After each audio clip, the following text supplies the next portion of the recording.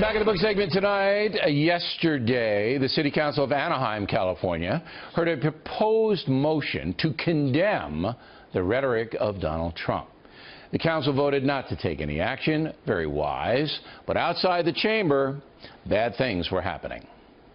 A man smashed a bullhorn into this Trump supporter's face, the first of several confrontations between supporters and opponents of Donald Trump. A woman set off a taser and several other people used pepper spray.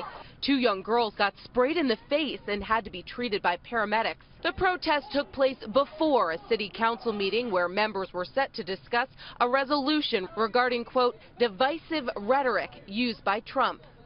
Many in the crowd criticizing Councilwoman Chris Murray, who added the resolution to the agenda. Tensions remained high throughout the meeting. The mayor had police remove 2 men who were arguing over Trump.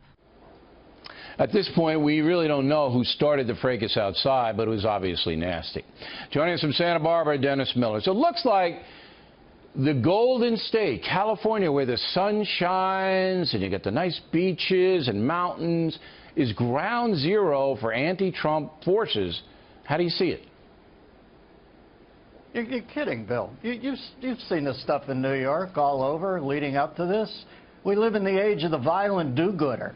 And if you're saying you don't really know who's starting some of this stuff, you remember that rally that they had to Trump shut his speech down. Are you saying this just happened in California? Because I don't get that at all.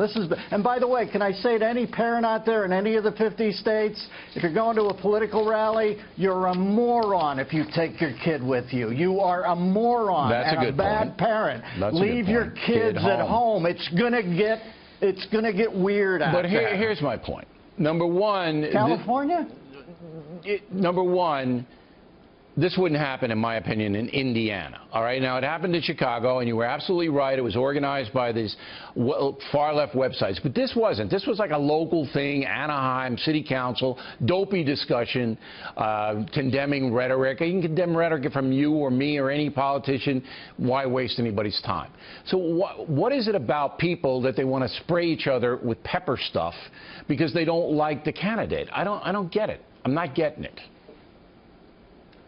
I'm sorry, Billy, I just don't get the question. You know this is going to get feisty. You know this country. The organized zealots are going to be trouble, but the regular folks, so I'm surprised. When you say I don't know who sprayed who, you can't do that. You have to find out who sprayed who. It was impossible. And we tried. That person's at fault. We tried. If you're going to do the, well, you couldn't do it. I'm sorry, but if you. We tried to find out who was at fault in Anaheim. The police don't know. Nobody knows who set it off. There were protesters on the anti-Trump side. There were protesters on the pro-Trump side. Who threw the first,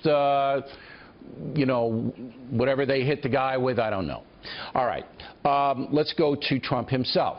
Now, today he was presidential in the foreign policy address, but I think it was yesterday or the day before, he was after Kasich. Roll the tape.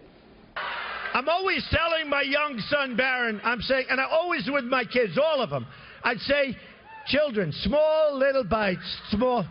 This guy takes a pancake and he's shoving it in his mouth.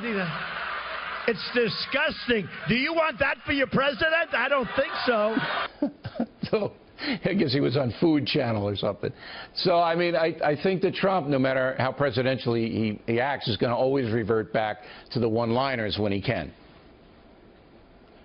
Well, listen, this whole thing about acting presidential, I remember when Obama said, I don't know anything about what happened in Boston, but the cops acted stupidly. I assume he was president when he said that. So acting presidential is all over the map from what it used to be. Acting presidential, quite frankly, since Bill Clinton was having interns, has changed a lot. You have to give him that. Now, as far as the eating thing goes, Bluto Blutarsky in Animal House didn't eat like Kasich eats. By the way, Kasich just asked Trump to be his vice president today. So you think John's living in dream world. I don't know what to tell you. He is asking us to turn over the presidency to him. He eats like Beowulf if he had survived the Chilean plane wreck in the Andes, for God's sake. You see him taking a big bite out of that like it was an unearned delegate? Come on, John, wake up over there.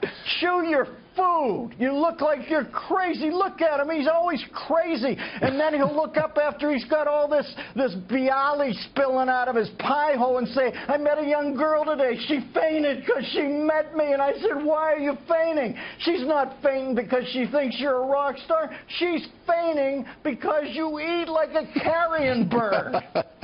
What was Bluto's last name again?